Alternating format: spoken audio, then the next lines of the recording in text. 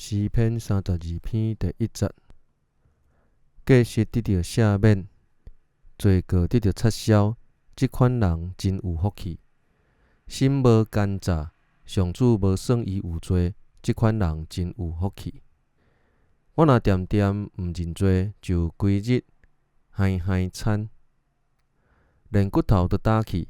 你的手暝日重重刑罚我，我的精力亲像互热天的日头晒甲焦去。我有对你排列我的罪，无隐瞒我的罪恶。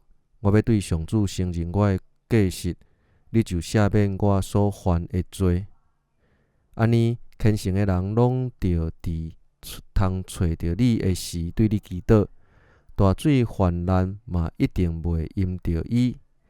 你是我闪避的所在，为庇佑我脱离艰苦。你会用得救的歌四面围我。上主讲：我要教示你，只是你应该行的路。我要注目看你，眷顾你，毋通亲像马骡无知识，因着用马加强、马力索约束，才会顺服。歹人会受真济痛苦，毋过我靠上主的人有慈爱，四面围伊。义人啊，着因为上主来欢喜快乐；心正直的人啊，着大声欢呼。